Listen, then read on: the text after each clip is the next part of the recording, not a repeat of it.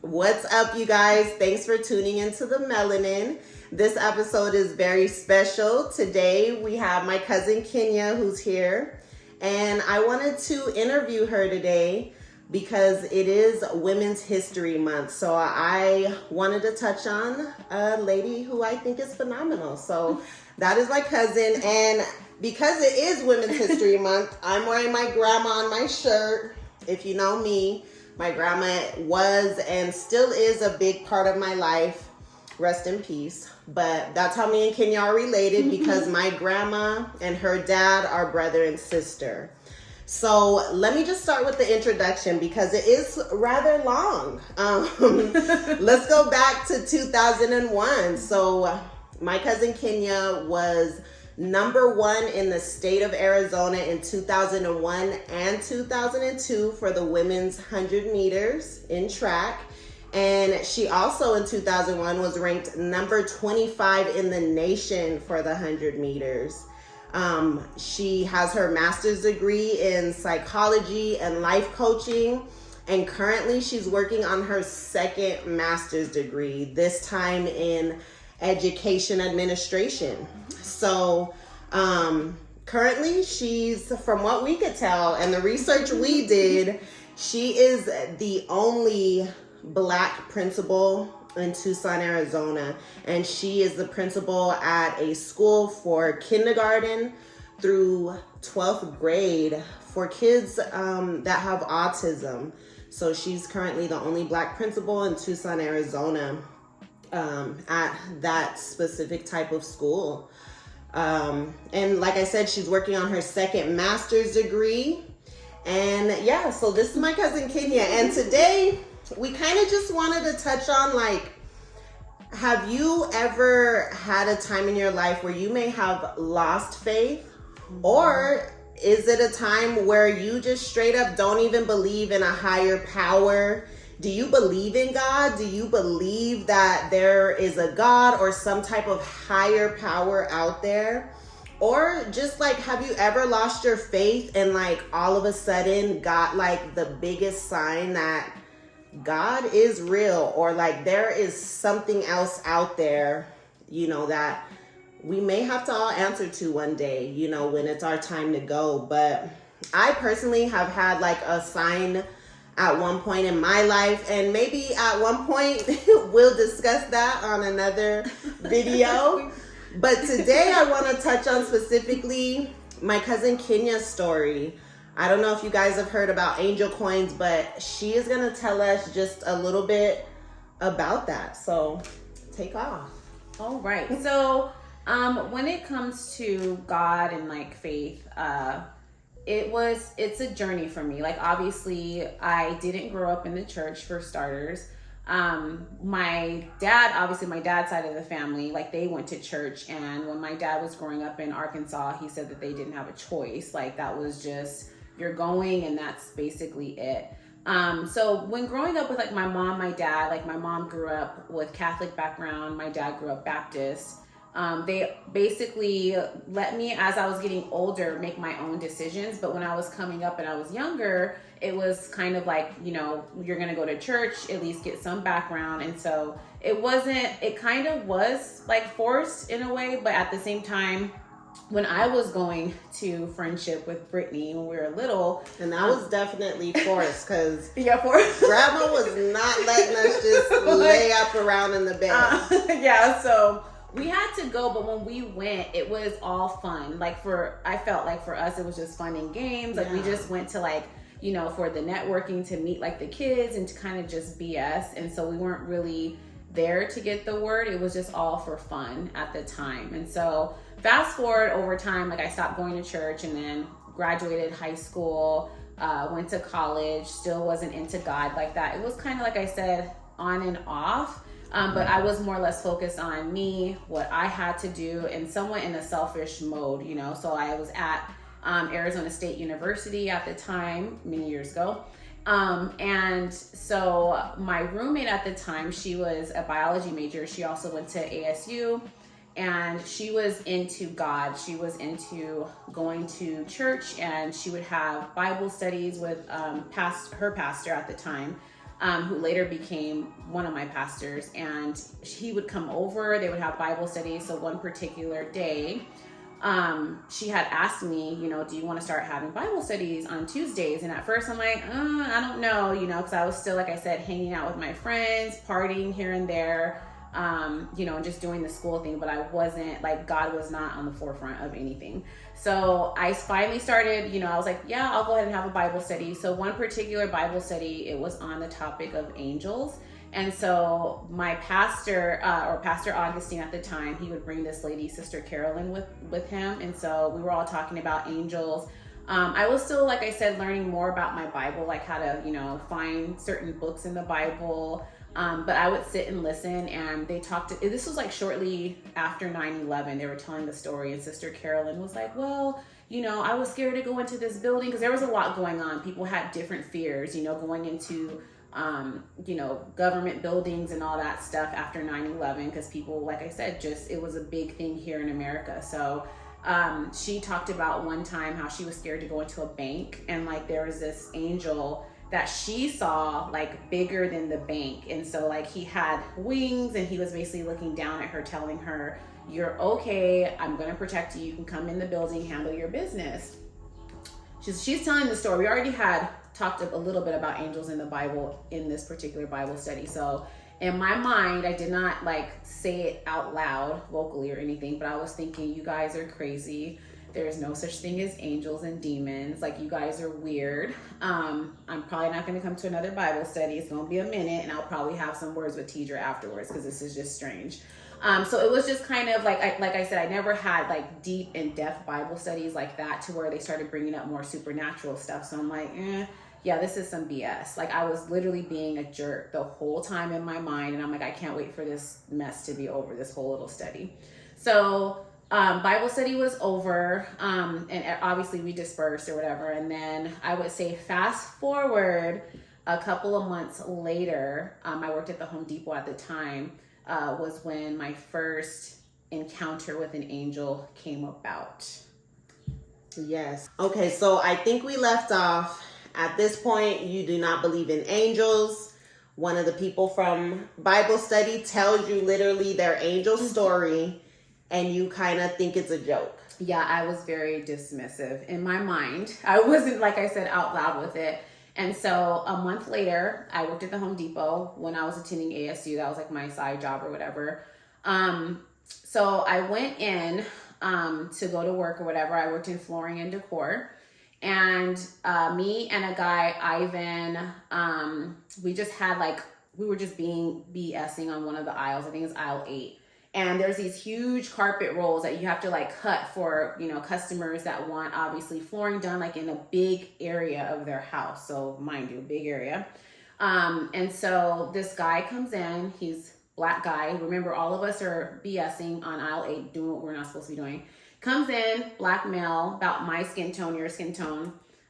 He has an all blue hat with a cross or whatever. And he comes in and like, we're just like, hey, how can we help you? What do you need? And he's like, oh, how's everyone doing? Like, he's trying to make little small talk. And he says that he wants a certain type of carpet. So, but at the time, my friend Brianna, she was like looking at him or whatever. And she goes, I know that, that cross on your hat, like somebody out in our parking lot has that same cross, like on their bumper, I guess a bumper sticker or something on the car. And then he's like, oh, it's from the Church of Life. But he's like, but I'm not of this world. And so I'm remembering all this afterwards. So I'll like get into that in a second. But I remember she distinctly asked him like, well, what world are you from? Like kind of, and he whispers in her ear. And at that moment, no one thought to ask like, what did this guy just whisper in your ear? So she's like, well, what world are you from? So he whispers and she goes, oh, you're from that world. So it was just very awkward. And I'm just like, okay, that's kind of strange. That doesn't make any sense, whatever. So anyways, me and Ivan were like, what carpet do you need? And he's like, I need the number 7 diamond cut. I need 8 inches of it. And we're like, 8 inches? We're like, why such a little piece of carpet? And he was like, oh, well, my wife, in the garage, there's a little like bald spot missing or something. We have to like fill that little area. So we didn't think nothing of it. I'm like, okay. So we cut his carpet. rolled it up on the carpet roll, like we wrote down the SKU number, and basically sent him on his way. So fast forward, I would say, and also just remember he's black male, all blue, hat with a cross. So I would say a couple of weeks later, I was not having a good day in Phoenix. You guys know how the heat gets in the summertime. It is brutal. The car that my mom loaned me at the time was having issues, so I had to take the bus. So literally the Home Depot was probably a 7-minute stretch from my apartments. And I got out, I was super hot, irritable that day. Go in, and on the intercoms at Home Depot, kind of like at Lowe's too, it's just someone is on, aisle 8 or whatever, needs carpet, blah, blah, blah. So I was irritated because Brianna had left early to go to her lunch. She was supposed to stay put until the next person gets on shift. So I go in real quick, and they're like, hey, Kenya, everybody needs help. Someone on the aisle 2 needs carpet cut. Brianna left to her lunch. And so I'm like, oh my God. So I hurry up, clock in, put on my apron, go around the corner on aisle 8.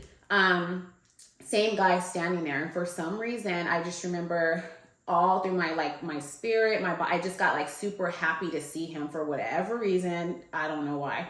And I was like, hi, how are you? And he's like, hey, how are you doing? Same outfit, all blue, hat with the cross or whatever. Blue eyes, by the way, black man, blue eyes, which is it's pretty rare. And so I was just I'm really tired, because he's like, what's wrong? And he starts talking to me, and then he goes into do you read your Bible? And I'm just sometimes. I was my roommate teacher has Bible studies here and there, but I was I don't go to all of them. And he's like, yeah, you should start reading your Bible. You can start in the book of Proverbs, because there's 31 Proverbs. And I think at the time I was being a smart ass. So I was just what about in February? Because he was you can read a Proverbs a day, for each day of the week. And I'm each month.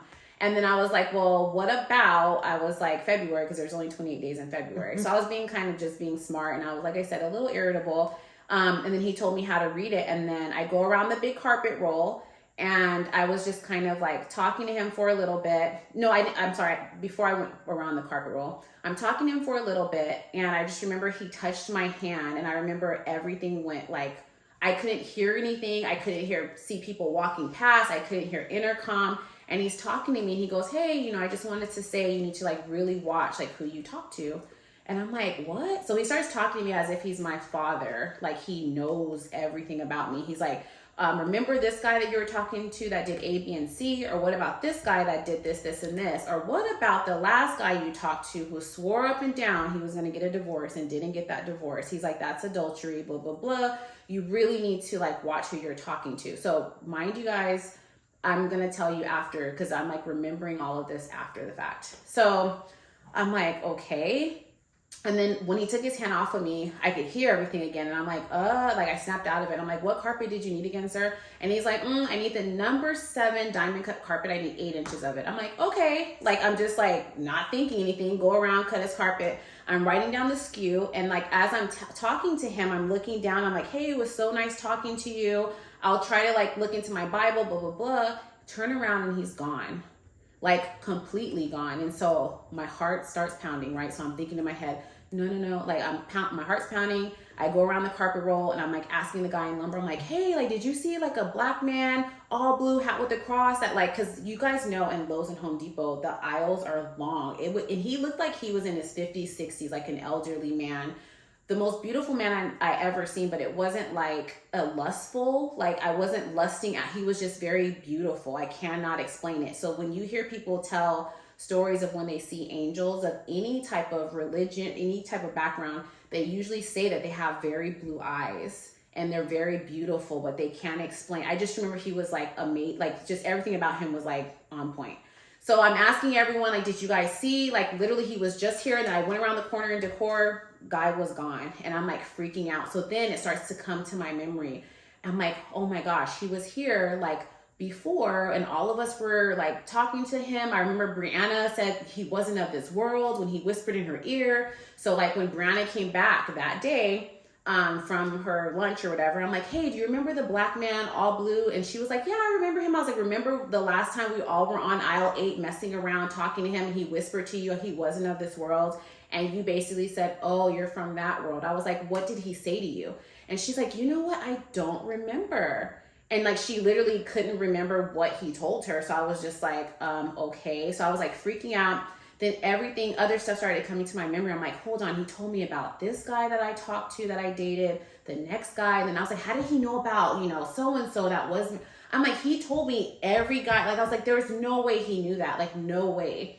And so I think I knew in my mind what it was. So I went back home to my roommate teacher and I'm like, teacher, sit down. I gotta talk to you. I don't want you to look at me weird. I was like, I gotta tell you something. And so I told her, like, when we first saw the guy at Home Depot and then the more recent time I had seen him and what happened. And she was like, I think you saw an angel. Like, literally, she's like, you saw an angel. And I was just like, no way, like, no effing way. And she's like, yes, you saw you. She's like, talk to Pastor Augustine. And at first I was like, I don't want to talk to him because I was making fun of him and Sister Carolyn at the Bible study. And so he came over one day and I came out and told him.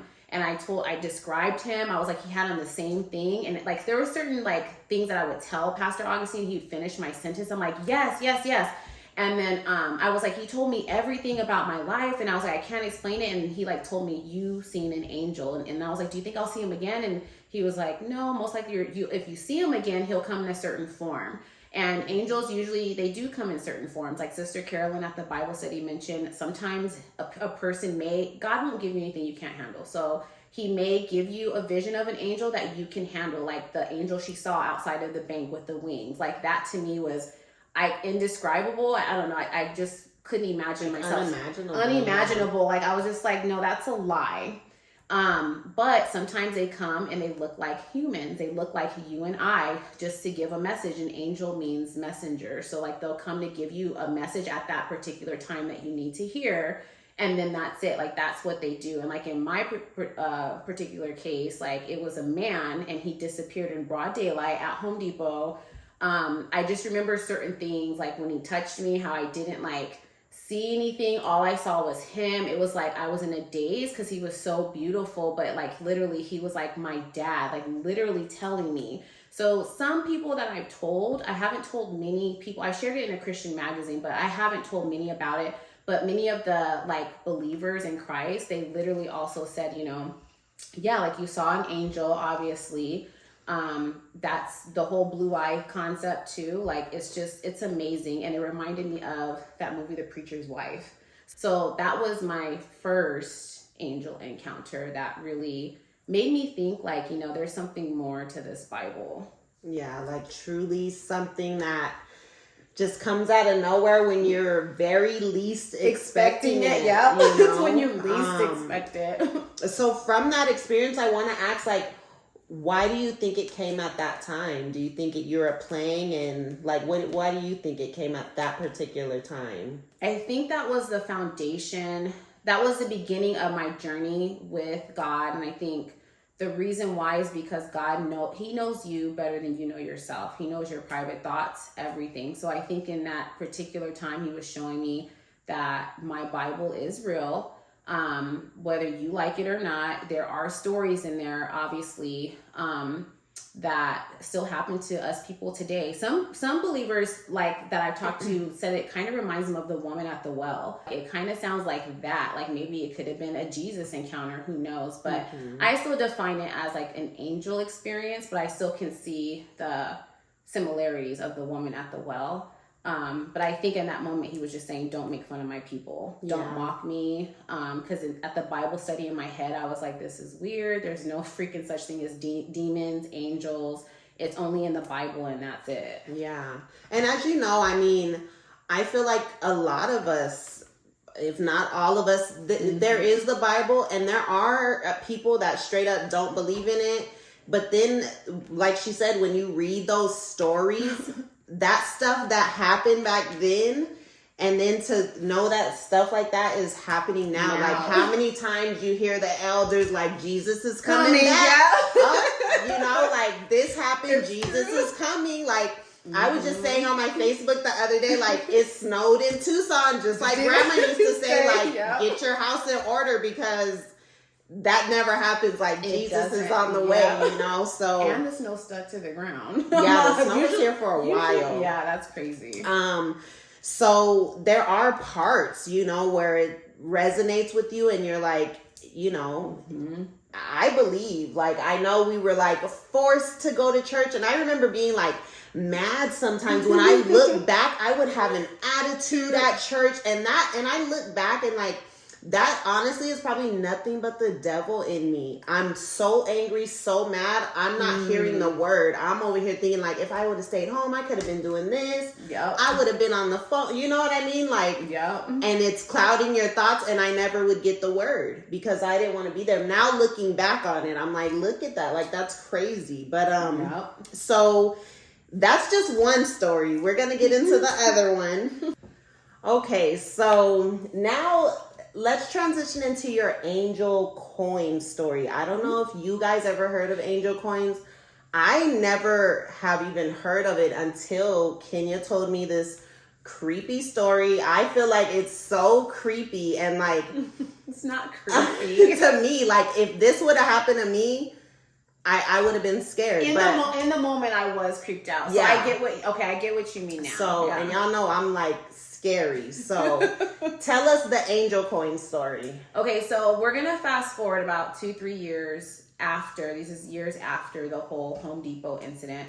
I basically went to go visit a friend out in Houston, and So wait, hold on. So now at this point, you believe? I'm a believer. Yes, I am a believer. I had gotten baptized January 5th, 2011. That was like on a whim. Like I was at one of the Bible studies, and then I just was like, I'm gonna get baptized tonight. So I did get my certificate or whatever. And I hung it up in my room. And at the time I lived with my mom and my sister, and her significant other. And so like I said, you live with each other, so you can see like stuff hanging up in my room, which one of them was my baptism date. And so fast forward March of 2011, I went to go visit a friend in Houston, and basically, like I said, we're visiting and stuff. I stayed at the hotel. I was like in and out of my bag numerous times. So I had stayed there for about 4 or 5 days in Houston. In and out of the luggage. In and out of the luggage. You know, like when you get ready for bed, you like pull your luggage down, drop it, whatever. So one particular night, I was coming in from like a night out, and I get ready to put on my pajamas. So I put my luggage down, open it, and there's this coin like sitting in the middle like of my luggage, like dead. Like you would think like with coins or jewelry, it like would move around. And literally it says baptized January 5th, 2011. And it says the word baptized, and it has all these waves. And before I get to this part, sorry, I'm gonna back up. So on New Year's 2010 in December, I was reading this book by Juanita Bynum called Matters of the Heart. And in that book, it talks about praying for a new heart. Pray for a new heart, because there's a lot of things that, you know, I was stubborn in at the time. And like one of the scriptures was Ezekiel 36:26, and it has a scripture, I will put a new spirit within you, I'll give you a heart of flesh, like a softer heart. And basically like I'm gonna give you a new heart. And so I would pray on it or whatever. And my best friend Jennifer, I had told her, I'm like, hey, like I'm just, you know, I confided in her, we'd meet at Starbucks, and I'm like, I'm praying for a new heart or whatever. I have this book by Juanita Bynum, it's such a good book called Matters of the Heart. And she's like, oh, that's good. I didn't tell anyone else. And then obviously New Year's passed, January I get baptized, March I'm in Houston. And so the coin appears, on the front of it, it says baptized, my baptism date. I flip it over, and it literally says, I will put a new spirit in you, I'll put a new heart in you, Ezekiel 36:26. And I'm like, okay, hold on, let me back up. So I call my friend Keith, and I'm like, hey, like, thank you so much for the coin, blah, blah, blah, that's so and sweet. Keith was who you were there to visit, right? Yeah, my homeboy. And he was like, what? Like, what are you talking about? And I was like, the coin, like I had told you, like, that I gotten baptized, you know, and that's so sweet. You got me a coin made, blah, blah, blah. And he was like, Kenya, he's like, you told me you got baptized this year, but you didn't tell me when. Cause he's like, what does it say on the coin? So I'm like reading everything. He's like, nah, he's like, I didn't put no coin in your bag. And he was like, and I watched you too, like put on your jewelry and stuff before we would leave. He was like, you would have seen me like put something in your bag. And he was like, maybe your mom? And I was like, oh yeah, I was like, that's true. It's probably my mom. So I hung up, and then I'm like, okay. So I called my mom. I'm like, Mom, like, did you put a coin in my bag? And she's like, what? What are you talking about? Like, if anybody knows my mom, she's like, what are you talking about? I'm like, oh, there's a coin in my bag, and it says this on it. She's like, I didn't put no coin in your bag. Like, I watch it, and like, my mom tells the truth. And I'm like, so I start freaking out, and I'm like, telling her, and I started crying. I'm like, Mom, you know, like, this is what happened. So at the time, my mom was like, Kenya, when you called me, I was like freaking out as a parent, because she's like, I know you're not like a parent yourself, but like, I'm freaking out because it's like my daughter's in this whole nother state in this hotel room by herself, freaking out because something, and I couldn't get to you. So my mom was trying to like calm me down, and then she asked my little sister, like, hey, like, you know, Kenya wants me to ask you something. And then my little sister was in the background, and she's like, no. And then it was like, well, ask her, you know, at the time, her significant other. And he's like, I didn't put no coin. And of course, I knew none of them did. So I'm like thinking it was a ghost at first. So I'm like you, I was freaking out. Like, I'm like, this is creepy. So my mom had to like literally console me from thousands of miles away over the phone. And she's like, you got to just calm down, Kenya. That's a beautiful thing. Just keep the coin with you. Because she was like, I'm trying to just tell you, you know, because you're freaking out. Then I called my friend Keith, and he's like, yeah, you know, listen to your mom. You know, it's like an angel coin, blah, blah, blah. But yeah, at the time, I was like completely freaked out. So yeah, that's like how that story happened. So, and I have it on today. So I wore it for my cousin so that she can see the coin. I used to always like take a shower and wear it in the shower. I would never take it off. So it's like kind of rusted now. And then I have this other coin that happened like years after that. But yeah, so that was my story with that one. Yeah, so that is what I just wanted you to come on and tell, because it's a crazy experience. And like I said, like sometimes in life you lose faith, or you may not believe, but sometimes things will happen and let you know there is a higher power out there. Yes. So just a couple of questions I had, like, what message do you feel that the angel coin gives you? I think it was like basically a reassurance, like to kind of keep me on the right path, that like I'm still with you. And like I think about too sometimes what Pastor Augustine said like years prior, like you're not going to see that angel again. You know, he did his job, but it might come in another form. So I took it as, okay, maybe that's what this is. It's another form. And then like I learned about angel coins through my older sister, because she was like, she named it angel pennies. And she's like, Kenya, you've never heard of angel pennies? Or like if someone passes away, sometimes a penny might show up like to show their relatives. Or like there's angel coins too, where like, you know, God will leave you messages or angels to remind you that they're with you. So I feel like that's what that was. It's just like reassurance that, you know, I still care for you and I hear your prayers, but it was in the form of a coin. So I prayed for a new heart. Yes, like I said, we're not perfect. So you're going to have your ups and downs in life. And sometimes you have those seeds of doubt, but our God is greater. So the more you magnify God, the more your problems become smaller. And that's kind of like where I'm at in my life today. Like I guess I don't fret, and I'm not too hard on myself when stuff happens. So when you have things happen to you, just know you got through other stuff that could have been, you know, even when my grandma passed away on my mom's side, I didn't think at the age of 19 I'd be doing her makeup for her funeral. Like little stuff like that, but you overcome certain things. You look back and you're like, that's why God put me through this, and this. So I think that's why the coin appeared again, or the angels appeared again, is to show me that, you know, angels do exist. Amazing. So yeah, like, have you guys ever experienced anything like that? Do you know anyone that has received an angel coin, or I'm going to call it pennies from heaven? Let us know in the comments. Thank you so much for tuning in with us. I hope you enjoyed this story. I hope you got something from it. And like I said, feel free to comment down or reach out to me if you happen to have a story that you may want to tell. Really quick, we just remembered too, like, tell how you went to like the jewelry store to get the coin tested. Yeah, so when it first like happened, like not long after that, I wanted to take it into a jewelry store to see like what type of silver it was, like just to, you know, get some background, because I'm like, this thing appeared, like obviously they'll know like where it came from. And they took it to the back. I remember I went into like, I forgot, was it Kay's Jewelers? Anyways, I took it into like a jewelry store. They went to the back, they took it. And I'm like, I just need to see like what type of, you know, silver this is or whatever. And I remember they were in the back and they're testing it. Like they had their hole and like they're staring at me, and they come back out and they're like, we don't know. And I'm like, what do you mean you don't know?